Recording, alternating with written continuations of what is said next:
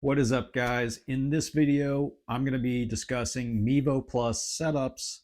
That is the components and the environment for your Mevo Plus golf simulator or practice area. The Mevo Plus is a radar-based launch monitor, which means the environment it is in and the setup is particularly important for getting good results in an indoor space. I'm going to go over the recommended setup from Flightscope, and later on we're going to look at some examples of actual Mevo Plus setups to discuss what's going on there and maybe give you some inspiration for your own. But first, if you are into indoor golf, practicing at home, or just sim golf in general, please hit the subscribe button so that I can bring you more videos on launch monitors, simulator builds, and all things indoor golf in general. I really appreciate it. Okay, first let's take a look at the recommended setup from Flightscope. This card is included with your Mevo Plus, and the main thing here is that you want 8 feet of space between your Mevo Plus and the ball, and then you want 8 feet of ball flight, so 8 feet from the ball to your impact screen or net. 8 feet of ball flight is a minimum. If you can get 10, 11, 12 feet, it's going to be better for the short indoor setting. That total 16 feet of length is what's going to keep a lot of people from going to the Mevo Plus.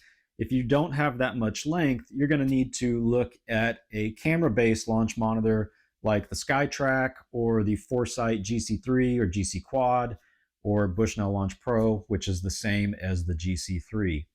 A camera-based launch monitor is only looking at the impact area. So where the club hits the ball and just those first, rotations of the golf ball, it can determine everything it needs to about the ball flight from that area. The radar-based launch monitors like the Mevo Plus and Garmin R10 are actually looking at that limited ball flight before it hits the screen or the net. Another thing to keep in mind is the clearance behind your screen or your net that you're hitting into. If you're hitting into a screen for like a simulator, you want to keep at least 1 foot of space between the screen and any wall that your screen is up against. That way any balls hitting the screen won't continue and hit the wall. And then also you're going to want to keep 1 feet of clearance behind your Mevo Plus according to Flightscope. Keep in mind that if you are using a net, like the Net Return Pro, which is what I used to use, that stand that it's on actually takes 2.5, 3 feet when you push it up against a wall. So when you factor in those things, you might be looking at more of 18 to 20 feet that you're actually going to need. Going back to this layout, the other thing you'll notice is the putting strip. When putting, you'll actually place the ball about 7 feet from the Mevo Plus as opposed to the 8 feet from where you'll hit the ball from. And there's also about 15 inches of width from where you would hit the ball over to your putting strip. You're also going to want a flat surface for the putt to roll out all the way to your screen. Now, if you have no intention of putting with the Mevo Plus, that's good news. You can forget this part of the setup. It's really the trickiest part. The only reason you should really worry about putting is if you plan on playing sim golf and actually want to putt out your ball instead of using auto putt. I don't think anybody is actually using the Mevo Plus to practice their putting, and I wouldn't recommend it. I can say that whenever I first started out, I had absolutely no intention of putting with the Mevo Plus or playing any sim golf, but I have since become totally obsessed with all of this, and I do enjoy putting when playing GSPro now, although I have been using my new Bushnell Launch Pro. More videos on that coming soon. Now, there's also one important tip that can affect your putting, and it can also affect your full swing, and that is to have one level surface all the way from your Mevo Plus to the screen. This isn't an absolute requirement, but if you want to be successful with putting on the Mevo Plus, it's probably something you're going to have to figure out. Flightscope doesn't include this tip on the layout card, but it is in the Mevo Plus manual. Now, you can adjust for this in the FS Golf app settings. You'll want to go in and adjust your distance to ball and make sure that's accurate, as well as your tee height settings. The T-height setting is where you can actually go in and put in the difference for the surface that your Mevo Plus is sitting on compared to the hitting mat surface that you're hitting from. Adjusting this setting should help some, and it may work for you, but as I already mentioned, Flightscope recommends everything on the same level surface. The reason for this is probably because of how the radar works. The radar is constantly emitting a signal which reflects off of the golf ball and the golf club back towards the unit. That signal also bounces off the ground as well before it hits the unit. Now, Flightscope has all of this figured out, but you can see how having one level surface the entire way would make that computation a little more simple. Lastly, they recommend your tilt be set at 12 degrees. You can see and adjust the tilt in your settings until you're happy. Now, a lot of people have reported better success with the tilt set near 11 degrees. That's something that you might have to experiment with in your setup to see what works best for you. Now, Flightscope recommends that you use metallic dot stickers on your golf ball, which are included with the Mevo Plus, but you can also check out the Titleist RCT balls, which are specifically designed to work with radar-based launch monitors. I just did a video comparison on the Titleist RCT balls, which you can find on my channel if you want to check it out. Now, let's take a look at some actual examples. All right, here we go. First off, this is one of my favorite examples of a simulator setup with the Mevo Plus. It is really simple, not a lot of frills. It's everything pretty much exactly what you need. So let's talk about it. First off, as you can see, it's got a runway here that goes straight into the hitting mat, and the surface here is all the way the same height all the way to the screen. So that's that tip that we were talking about that really makes putting possible, or very successful, I should say. And then we've got the Fiberbuilt player preferred mat. I have a Fiberbuilt grass mat. The player preferred is more of a solid surface that supposedly is more realistic. I haven't tested it yet, but it's much easier to putt from compared to the grass mat, which is pretty much filled with bristles. For the enclosure, they are using the Carl's Place DIY enclosure, which I highly recommend.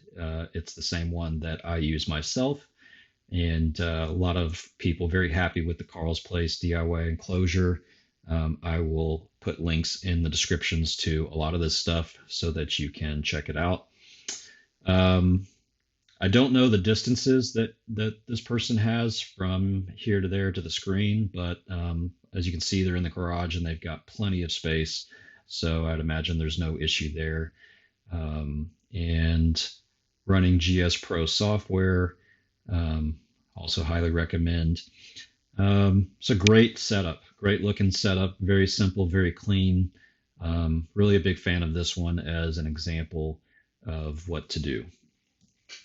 This is the same setup. You can get a little bit of a better look at the player preferred mat, and that ball might bump a little bit there in the transition. I'm not sure how that works for them, but that should be easily overcome if you can just press that down. I'm not sure, but yeah, really like this one. Okay, another one here, another enclosure. I'm not sure exactly which one this is, but looks very similar. But I wanted to include this example because it looks like this setup is in like probably a Quonset hut or some type of metal building or barn. And really, there's a lot of Mevo Plus owners in that type of building. And a lot of times they have questions about steel beams or metal paneling or whatnot interfering with the Mevo Plus. For the most part, I don't think it's an issue at all. There's a lot of people using it. I think that the interference is not as big of a deal as people might think. Obviously, Flightscope has to warn everybody about that, but I think it's really more than just covering themselves. And obviously it can be a problem, but I just don't think it's as big of a problem as most people make it out to be. Um, Really nice hitting strip on this one. It's very minimal, and you can see over to the right of it. Um, Very easy to just step over to the right and put the ball down to the screen. Um, a lot of hitting strips are sometimes a lot wider. And if you remember from that layout card, you've got about 15 inches of play from where you hit the ball to where you putt it. Um, you could actually just putt it right down this hitting strip as well. You might not even want to move it over. Um, so very cool, lots of space. Um, Now, this one I also like a lot. I think the flooring is super clean. You can see the hitting strip um, cut right into the flooring, very clean. Um, and I wanted to specifically show this one because the hitting strip is offset to the right. So instead of the hitting strip being dead center into the screen, this room width is not big enough to allow him to probably hit driver from the center. So he has offset the hitting strip, I think about 1.5 feet, he said, to the right. That's not a big deal, really. E6 for sure, and GSPro for sure. Most of the sim software allows for you to put in the amount of your offset, and it adjusts the image on the screen so that the image you're looking at is more straight down the line of where you'll be hitting instead of being offset. Maybe your target is in the middle of the screen, but you're, like I said, 1.5 feet over to the right. So that's pretty common. I have the same issue myself. I've got 12 feet of width and I'm offset almost 2 feet. I could probably get a little closer to 1.5 feet, but um, I'd rather have extra space and not worry about hitting the wall. But other than that, this is a very clean setup. I really like it, and also the use of the 2x4s in the back so that any balls rolling away from him are caught. Um, Really nice one here. All right, so this is a good example of a backyard setup, or as they say in the UK, in the garden. Um, and I just wanted to point this out to, really show that all you need is a place to hit and an iPad or your phone. You don't have to do the full simulator setup. In this case, he's got the alignment stick out with, I can't remember what that thing's called, but, stick the pool noodle on there and really work on your swing. You can really get a lot done as far as practicing and working on your swing, as long as you have a safe place to hit and your phone or tablet and the Mevo Plus. So here's another one. This one I wanted to point out. He's got the TV right there on the Mevo Plus manual in the card. They talk about interference from TVs potentially. I wasn't sure. In that card, it's got like an old tube style TV, which nobody has anymore. And, pretty much everybody has LED or LCD type TVs. And I'm not sure how much interference they actually do give off. But, this person has it right there to the side. I don't think they're having any issues. I'll show you my setup, my old setup, which I had similar TV right to the side. I had no issues at all. Not really something to worry about. This one is very nice, kind of a cool angle for the photo. Just wanted to point out here that they actually have a 16:9 screen, which is not as common for golf simulators. Most people have to go with a 4:3 screen shape like I do myself. You really need a really wide area to go with 16:9, or else the height is going to be super short. In this case, the screen is 8 feet 6 inches by 15 feet, and it is the Carl's Place premium screen, which is really popular. I have it myself. I'll put a link in the description. Yeah, 16:9 is really nice if you have the width for it. that's also, you can't really see it, but they are using the Easy Hybrid Hitting Strip, which is a popular one. Also kind of cool use of the little plastic tubs to protect the Flightscope Mevo Plus and his power cord. So haven't seen that before. That's pretty cool. That's another thing that you might want to consider is having an extension cord or something to plug in your Mevo Plus if you're going to be playing a lot of simulation. The battery on the Mevo Plus is not great. You probably won't finish a full round of 18 without plugging it in. You just want to make sure that you are using the power block or that comes with the Mevo Plus. They really warn you against using any other type. It can screw up your battery.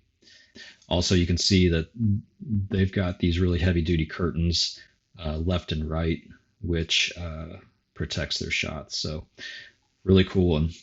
All right, another garage setup.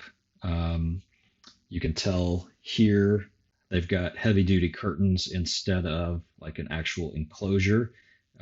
So that's a common solution. They're running GSPro. Looks like maybe they're playing Augusta. The other thing that's cool about this one is they've got the putting strip actually inset into the hitting mat, which I haven't seen really a lot. But again, that's going to make a pretty level surface the whole way. You can see they've got this tiny little gap here between this and that, but you know, they've attempted to try to make most of it all the same height, and my guess is that works pretty well for them. All right, this is actually my old setup.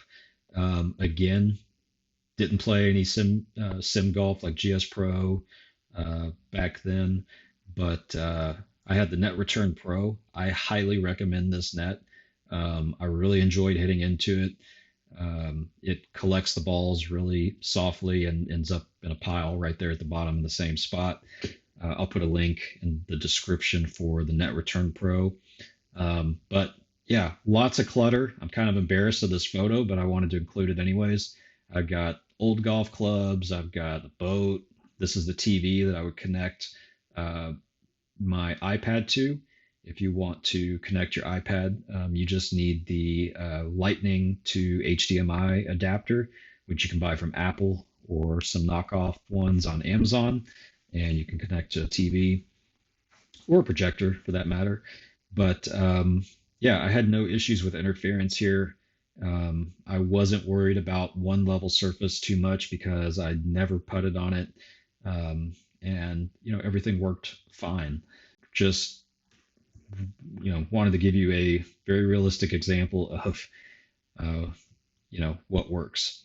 All right, here's another one, and this one just wanted to point out this gap between the Mevo Plus and the hitting strip.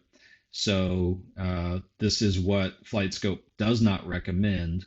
And you can see that they've attempted to prop up the Mevo Plus to the height of the hitting strip, but then it leaves this gap in between.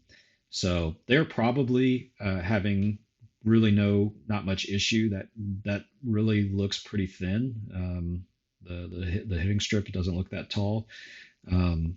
But that if they were having issues, that would be my first suggestion of something to try to change. All right, here's another garage simulator setup.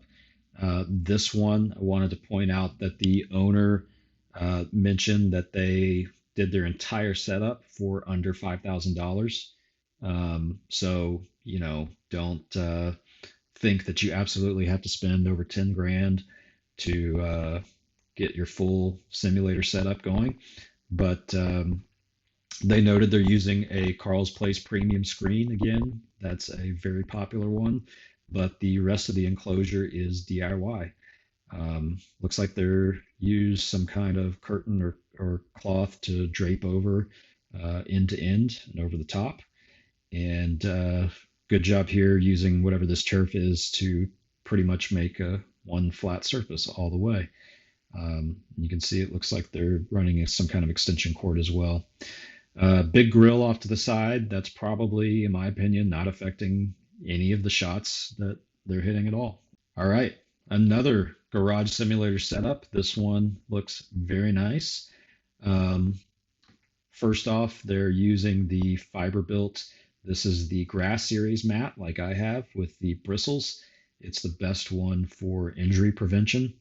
And then they're using foam tiles underneath from the hitting mat to the screen to make one level surface. And you can see in the back that they've kind of made a runway back to the Mevo Plus as well. So they said that putting works great for them with this setup. You can tell, or he actually told me that he likes the way this mat is because he can easily pick everything up, pick up the foam tiles, move it aside, and pull his car in and park. If you can tell there, he's got an electric vehicle, so he has to bring his car in to charge. So he picks the stuff up, moves it away, pulls the car in, and when he wants to play, just backs out, lays the stuff back down. Now, he told me that was really easy. I have to say that my Fiberbuilt mat is super heavy. It's got a rubber base on it that is super heavy.